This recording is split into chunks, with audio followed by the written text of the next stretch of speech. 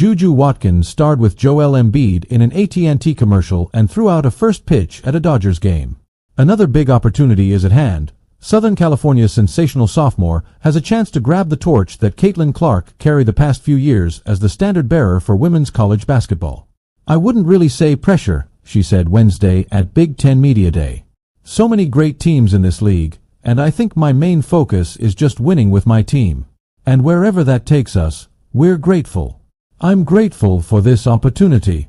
Watkins and USC come into their first season in the Big Ten with soaring expectations.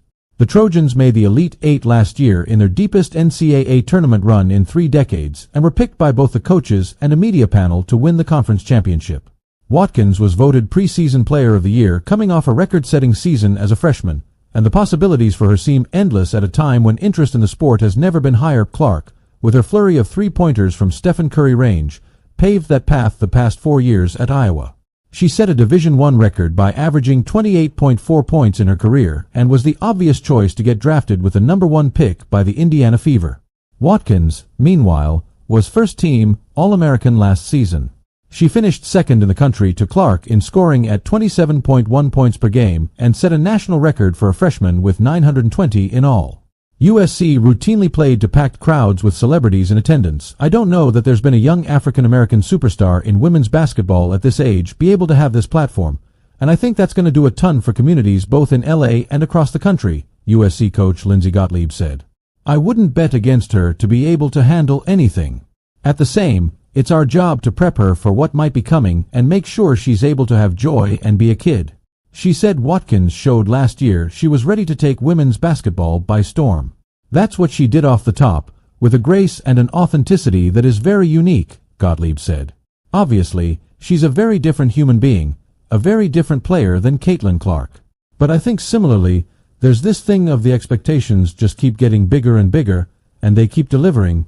Gottlieb said USC administrators reached out to Iowa with questions about security and how the school kept Clark safe. She also contacted Clark and plans to call former coach Lisa Blutter, who retired in May, for advice on how to handle such a high-profile player, get her take on what she would do differently, what she did, what she had to learn and adjust to, just even relative to like autographs, on the road and timing, when you meet with your team, all those things, Gottlieb said. "Why not help each other and be a resource, and we're going to learn as much as we can from them." Iowa coach Jan Jensen, a longtime assistant under Blutter, had some advice, "And your house, you try to protect," she said. "The world is going to be rolling pretty fast, and everybody's going to be talking and wanting Juju to continue to produce. I guess I would say that the big world out there can stay big, but in your world, keep it pretty small and tight." Watkins and USC are in a whole new world. So is the Big Ten with the arrival of the Trojans, UCLA, Oregon and Washington from the Pac-12. But with Clark now